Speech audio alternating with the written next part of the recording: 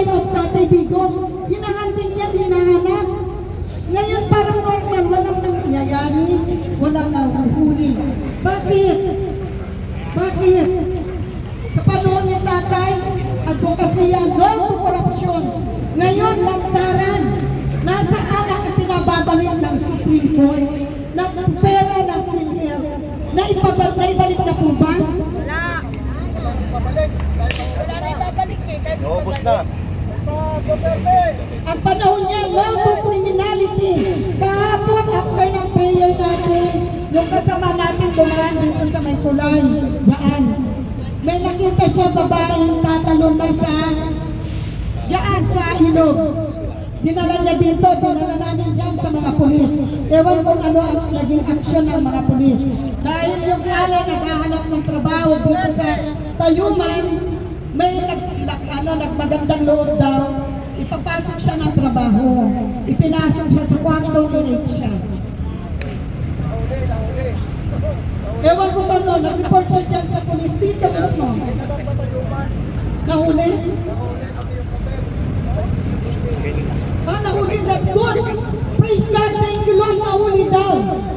Pati ang hotel dapat hindi pinapayagan yan.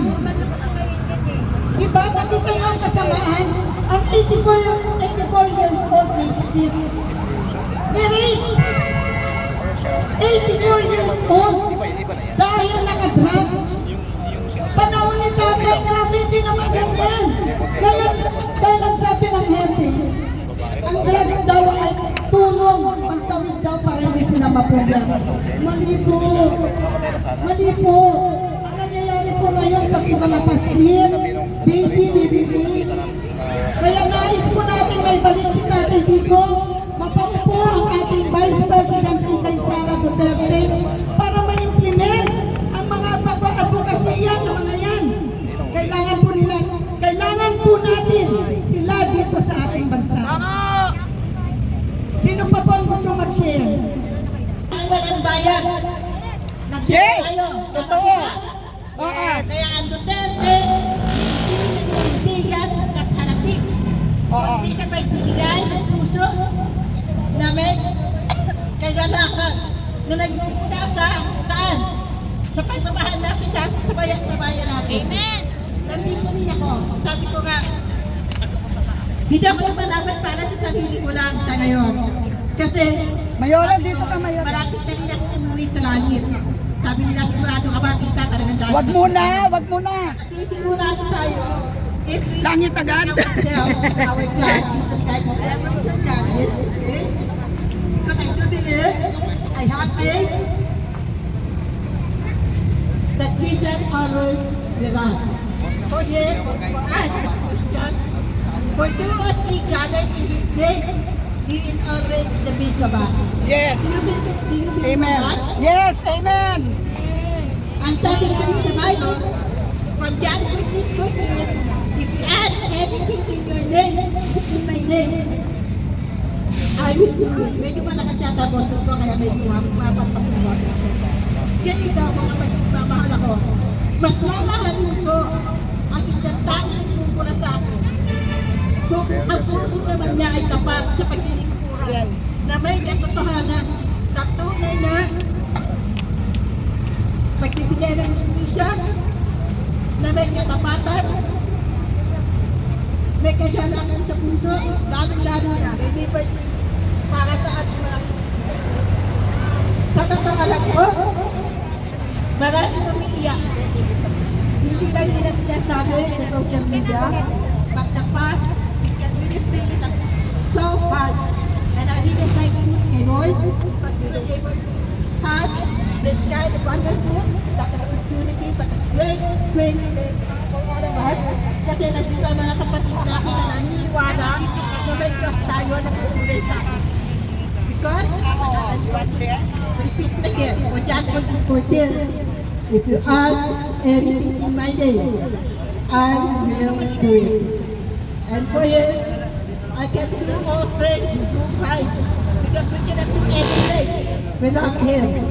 Please, once we pray, never give anything down to ourselves. Don't put any kind of leader. Everybody. Wala na sound. Sino yun?